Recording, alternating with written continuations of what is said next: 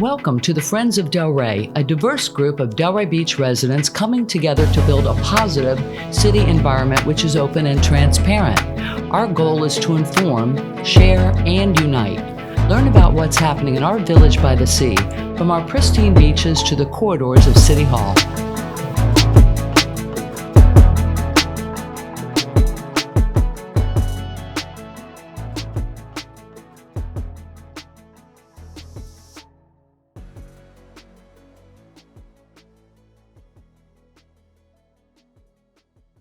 I'm Judy Malika, moderator of the Friends of Delray Beach podcast and video, and I'm a concerned Delray citizen willing to ask tough questions of our informed guests and dig deep into the issues relevant to the future of our wonderful city.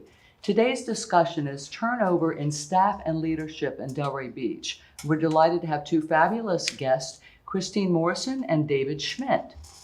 We welcome Christine Morrison, who is a commercial consultant, licensed real estate broker, and certified property manager in the industry for over 30 years.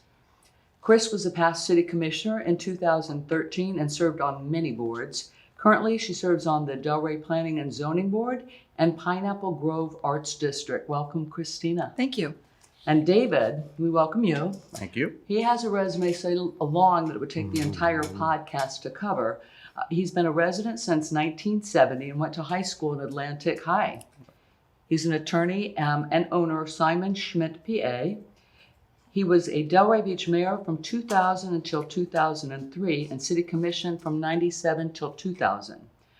He serves on many county value adjustment boards and currently is the director of Sister Cities of Delray Beach, the director of the Achievement Center Foundation, and director of Delray Beach Arts. Thank you both for your service to our city.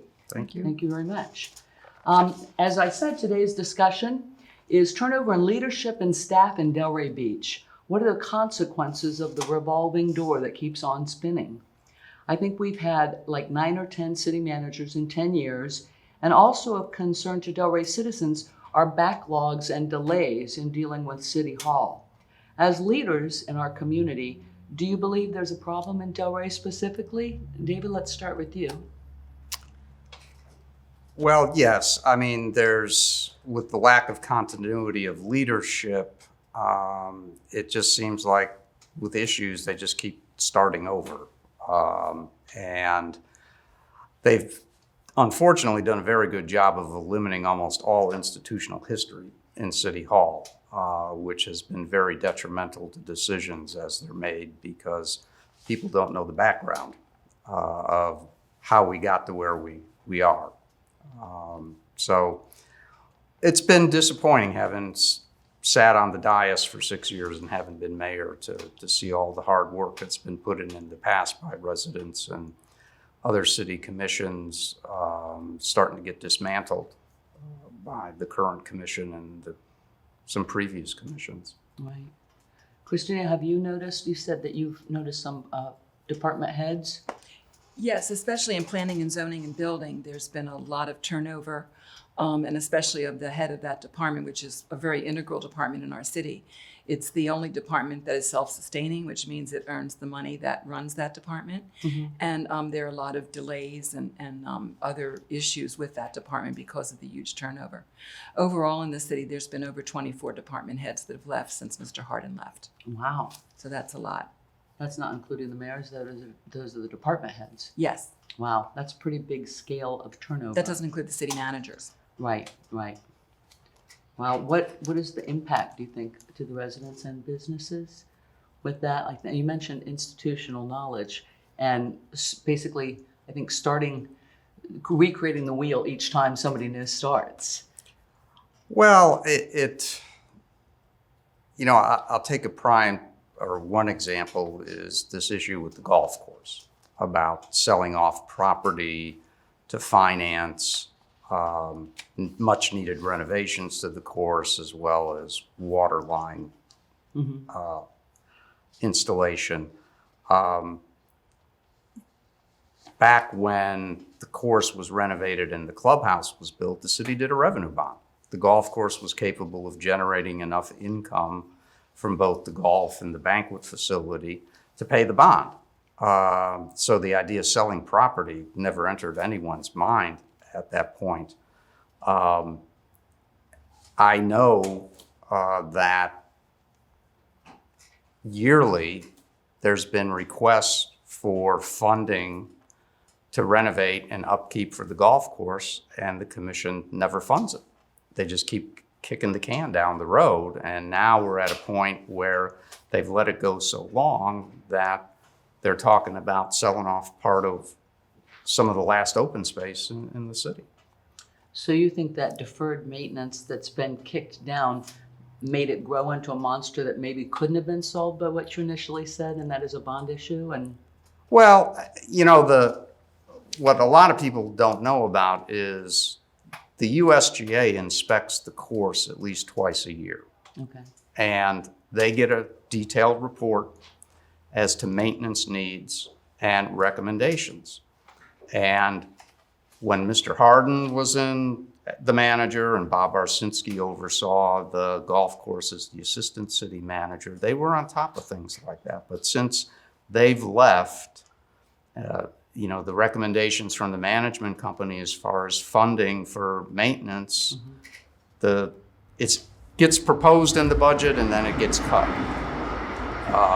And so, you know, you can only let maintenance go for so long. let me ask you a question. I'm not that familiar with it, but I know that in addition to the deferred maintenance, there's also some infrastructure problems. Is that a piece of it that you knew of all along, or is that relatively new? That I first became aware of when they started talking about this selling off part of the course. I know there's been maintenance issues over the years with the irrigation system that was put in when they did ran the reuse water from the wastewater treatment plant over there. The pumps have been down periodically, but as far as I was not aware of the extent of the problem. But is there infrastructure under the golf course that doesn't have to do with the golf course? Or is that is it? I'm not familiar enough with that to answer that question. Okay. I mean, I know there were problems with the actual irrigation system for the golf course. Okay. Chris, are you familiar with other cities having this kind of problem? I know that there's all cities have turnover. Yeah. It's not an issue that all cities have turnover, but to the extent that we suffer with it, I don't know of any other municipality that has that issue. And our staff is wholly acceptable to other cities also, so they are taking our staff. That's what I was going to mention. That's right. Yeah. Not just the staff when there's that kind of culture, but also businesses. Potentially businesses may not decide to be here. They'd rather be in a city that doesn't have that.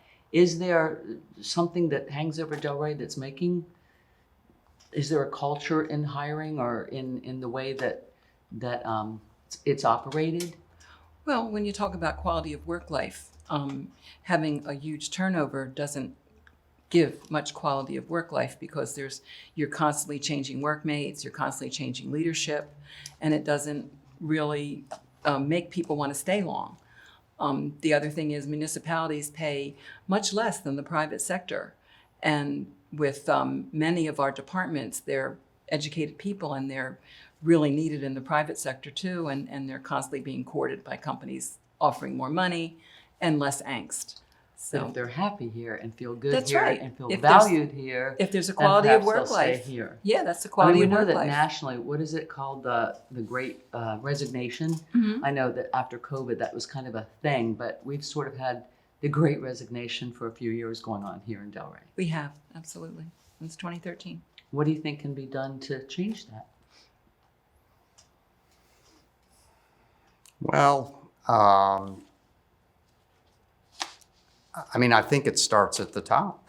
You know, that the commission has to, first of all, the commission has to, in my opinion, be a consensus building body, and the current commission is not.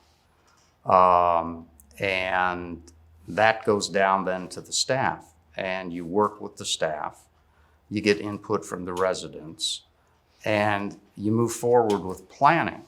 And I think, like any business, if you're an employee and you're involved in moving the business forward and feeling like you're an integral part of the business and important to the business, you're going to be happy and you're going to want to contribute. If you're constantly walking around looking over your shoulder, hoping that you don't make a mistake that gets you fired, that's not going to lead to progress in the city or any business.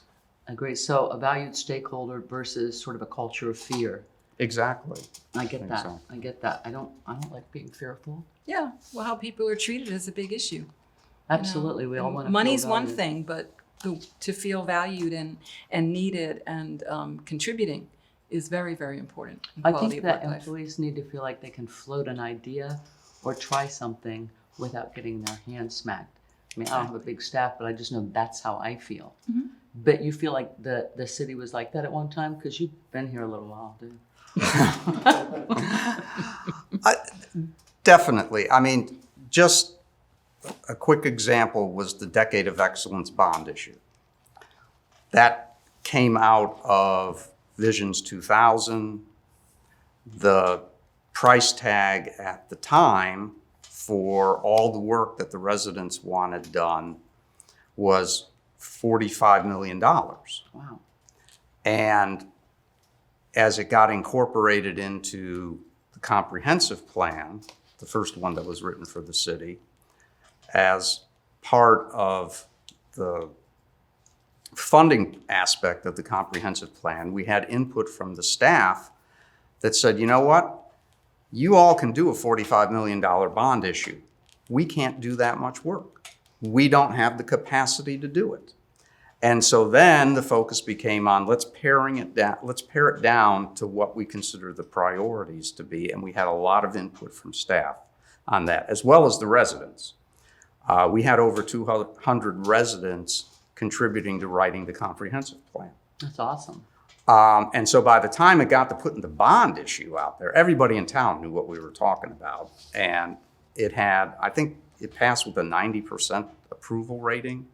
I mean, who votes to tax themselves at 90% of the community? That's you know? transparency and inclusion. Exactly. And exactly. And like you said, census building, consensus building. Right. Exactly. This is a weird question. It's not that weird of a question, but I know that we've had like 10 city managers in the last 10 years or 9 or something, I don't know. But I know that it used to be, in the good old days, that it took 4 of the 5 city commissioners to agree that the city manager should be fired. And I think in 2002, the charter was amended to change that to 3 of the city commissioners out of 5. Now, I don't know if that's a huge difference. I don't know what other cities do, but I wonder, is it too easy to stop somebody's chances as a city manager in succeeding? Or am I just like, is that just another thing in there? What is your opinion? Don't look at her. Well, I mean, I let's defer to Christina if she wanted to answer. You know, part of the argument was that is it only takes a 3-2 vote to hire a manager. So why should it Good take point. a supermajority to fire one? Okay.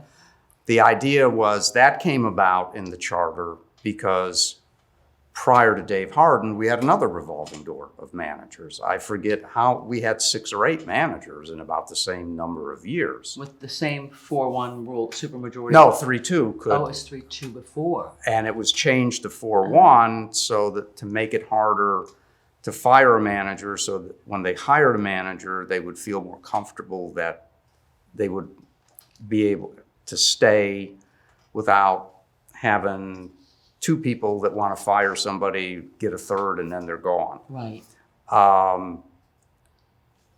You know, there were a number, I was on the Charter Revision Committee at the time, and there were a number of arguments pro and con about changing it from supermajority to just majority, and the consensus. The majority of the group decided majority can fire as well as hire, and so that's what was proposed. Well, I guess it's fair if a majority can hire, that a majority can fire. But if you saw historically that the 3-2 created more of a turnover than the 4-1 did. I mean, if somebody was egregious, it wouldn't matter if it was 4-1 or 3-2. Everybody's going to agree they got to go. Right. But I just wonder if it might be too easy. And as you said, maybe not attract such good talent if that is a tenuous thing. But you had mentioned to me a while ago that city manager is usually a short stint anyway, right? I think the average tenure for city manager is about 5 years. So, That would still be great here. Just yeah, it would. I mean, looking real but, good 5 years. but managers know that they're subject to the political winds, as they say. You know, you get a change on the commission and they may be gone. Right. The tenor of the commission has a lot to do with it, especially the mayor. Tell me about that. What do you mean? The Well- 3 year, 6 year? Well, when David was in power and Woody and all those mayors back, Jay, all those mayors back then, they were very collaborative, congenial. They got along. They were collegiate. There was no, backstabbing or no gotchas. Political retribution? Yeah, that's Okay. a good word. Okay. Very good. Thank you. Just made that up. Thank you. But anyway, there was none of that. It was very collegiate, and we got things done. We accomplished a lot. We brought the city to what it is now. And That it's was a the vision fabulous back from city. A fabulous when city. David was mayor. That's what they envisioned, and here it is. I think you And are. now everybody's complaining, but that's another story. But since for the last 2 mayors, there's been no collaborative environment. There's been no collegiality. It's been more backbiting and more, as you said, retribution. And that's sad because that filters down. That's a negative attitude that filters down to the staff below. And people don't like to work in atmospheres like that when they have other options. Right.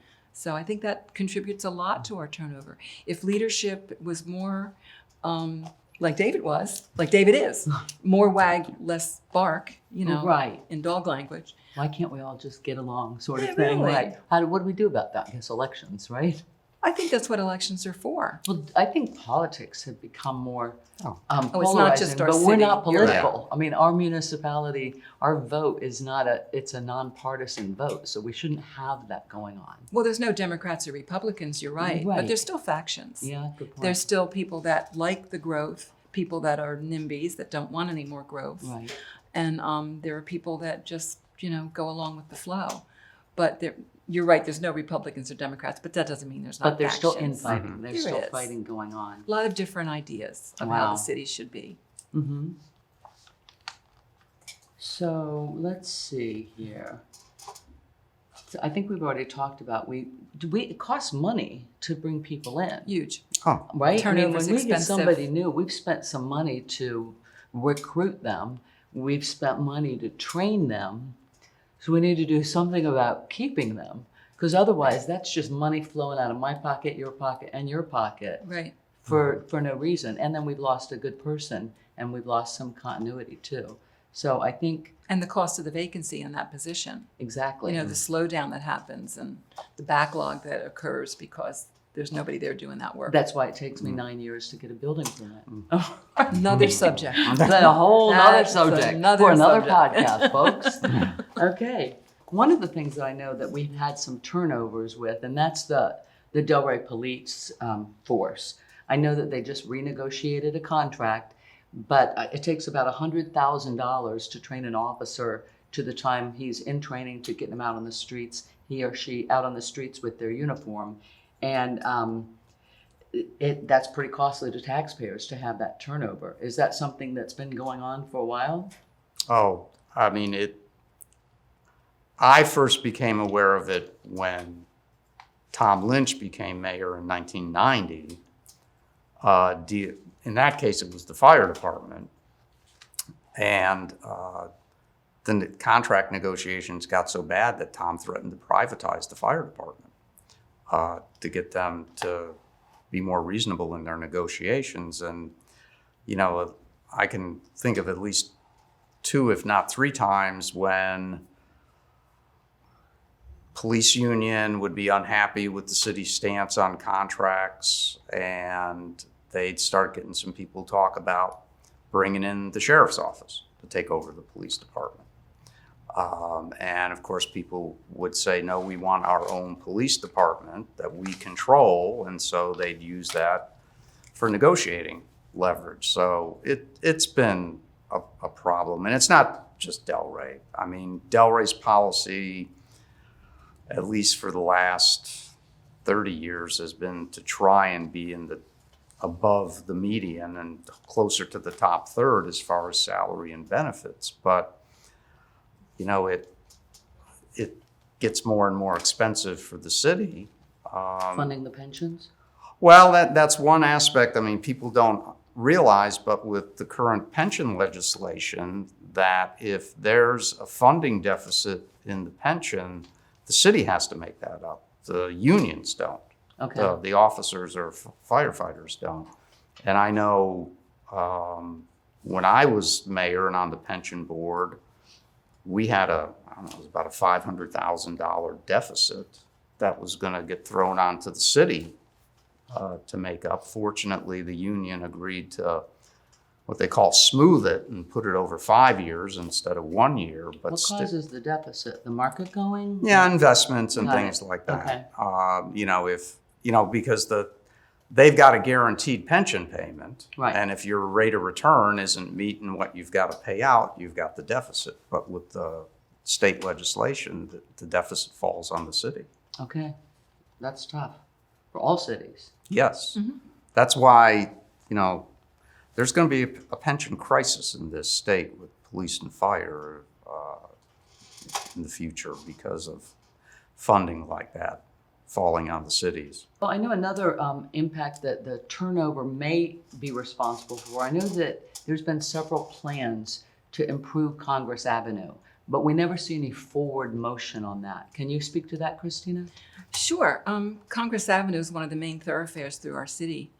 And if you look at the cities to the north, which is Boynton, it's very industrial, Congress Avenue. If you look to Congress Avenue to the south in Boca, it's very office oriented and now very residential oriented. And our Congress Avenue is a little bit of all of that plus more. Congress Avenue in our city is where people work and they make things and they store things and they distribute things around the world. It's the work center of our city, other than the downtown with restaurants. It's real, industrial work goes on. And those people need a place to live. And the task force I was on for Congress Avenue was in 2016. And we worked really hard. 37 of us, the city leaders and other business leaders, got together and wrote a great task force plan that was accepted by the city, but never implemented. So it's sitting on a shelf along with several other plans. Plans are great They as long are. as they're implemented. And they really fit well on that shelf, but they should be taken down occasionally and Dusted off implemented. and used. Right. So Congress Avenue is a great future story for our city.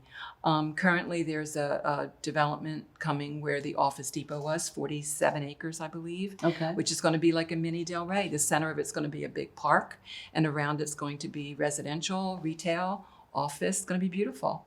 And that's being done by people right here in our community, led by Scott Porten and the CDS.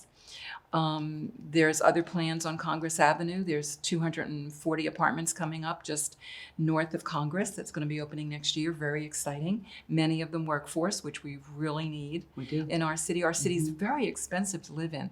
It's a heavily taxed city, and it's a very desirable city that has a shortage of housing. Hence, the housing prices are sky high. It's shortly going to be millionaires living here instead of normal people if we don't fill that gap of workforce housing. So the vision for Congress Avenue has always been a mixed use, work, live, play right on the avenue. And So do you feel like that's starting to become implemented now that you're is. seeing some of the... It is, but not by the city. It's all private enterprise doing it. And the city isn't, they gave us great zoning. They gave us the MROC zoning, which allows a little bit more height, a little bit more dense, a little less setback, so you can make a project and make it profitable for the builder or the enterprise, investor, right. which is important. People don't build things to lose money. No. They build things as an Right. investment. So the city hasn't really helped, but they haven't hindered yet at all. They could help us a little bit more, though. Okay. They really could. I'd like to see that happen. Yes, that would be very nice to When be we're able to afford to talking live about here. plans being implemented, earlier you mentioned about the city's comprehensive plan that you worked on, and I think we have a comprehensive plan We do. now. Oh, Have we to. do. I chaired the last You have to. group that rewrote it. Yeah, you have to have it, and then you have Right. to periodically update it, which we just finished up about a year ago. For the most recent one. Correct. Now, are we following this plan? Yes, we were kind of ambitious in trying to put some timelines Okay. in the comprehensive plan for staff to have certain things accomplished and to have some goals that were measurable as far as implementation of ideas in the plan. I think staff is doing their best to get those goals met. Of course, they're dealing with the turnover issue. Right. So it's another stumbling block for yet another Yes. plan. So based on what you said about perhaps the staff turnover, I wonder if there's another point of sort of hidden forward movement in some of the boards like P&Z and historical preservation, because that's staff dependent as well. And sometimes you have new people and turnover in that board, but how can they get their task completed? Well, it's moving the plan along. It starts with the staff, and then if you have the turnover, but then having the staff be able to communicate to the boards, and there's certain components of the plan to be developed that the boards need to be involved in.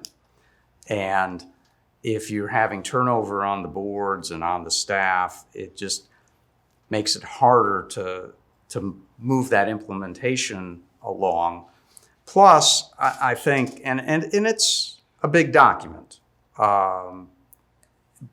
but a recent discussion at the city commission, for example, where one of the commissioners was talking about, well, maybe we need to look at the code to see what we can do about allowing for smaller lots or, smaller houses and things like Mini that. houses, I think they were. It's in the comprehensive plan. It is. It is? We had a big discussion about that. There's a section in there that deals with smaller lots, smaller homes, things like that. It's there. They just need to read it. Read and follow your plans. Mhm. Yeah. Let me give you an example of what staff turnover does Okay. in the Environmental Services Department. Mm-hmm. So there's been 4 or 5 department heads since Mr. Hardin left in Environmental Services. The second city manager after Mr. Hardin, Mr. Cooper, told the city commission in no uncertain terms that we needed a new water plant, that it was going to die any day, and we got to get on it to replace it, and it's going to take 5 years to replace it. That was in 2014. We're sitting here in 2022 after having gone through a downturn where money was free, money was very cheap, Absolutely. didn't implement a new water plant, didn't get a bond, didn't borrow money to build a water plant. Here we are 8 or 9 years later, and the water plant is like on its last little legs. And still, it wasn't in the budget this year for a new water plant. The story was that, well, it's going to be handled separately by a bond or whatever. It's not even mentioned in the budget. So that, and having 5 department heads or 4 department heads over the last 13 years didn't help that issue at all. That was kind of passed down, but because you have to handle the stuff day to day. Did that negligence help with the fine that the city received, or was that all reclaimed water? Did that have something to do with that? Dirty water dirty is why water. the city got Got it. fined. It wasn't up to the quality that the city has to maintain. And it was That, $1.3 million. again, comes out of my pocket. It does. As well as not having the foresight to grab a bond when money costs nothing, like you mentioned. Exactly. We had 2 or 3 years where money was really cheap. Right. That we could have put that in, gotten green spoon We mortar didn't in have a here. city And manager then, though, did we? I think we had, interim city. I what's don't his name? Yeah. DeJesus, Okay. who was an okay. interim city manager. Okay. And then we had Mr. Lozier. And then Okay. we had Mr. Gretzis. Okay. And all this was in a period of 3 years. We had Okay. those 3 When people. if somebody was there consistently, perhaps that could have been. It would have been up to page a tackled. bit. Yeah. That's a shame. When you're constantly having a new city manager, new department head, it takes time just to get started. You should Not- say, where my stapler? Yeah, at? where's the bathroom? And a big thing like a water plant, that's going to take days to even think about. So they keep moving it over there and handling the day-to-day. crises. Lack of institutional oversight. Or crisis management. Yes, exactly. You know, Wow. so we don't need that. A city that has evolved like ours has needs the stability and the leadership to take it into the future. And as you said earlier, it kind of comes from the top down. It does come from the top down. Yeah, I think if I had to, in a sentence, describe the change in how the city's operated, we tried to be as proactive as we could. Everything's reactive now. And if you keep kicking the can down the road on things like the water plant or the golf course or whatever it is, it gets to a tipping or a breaking point, and then you've got to respond. And that typically ends up being more expensive to the taxpayers as opposed to planning and being proactive and trying to deal with the problem before it gets out of hand. Guys, I have to thank you so much. Well, you're not really guys. Ladies and gentlemen. Thanks for noticing.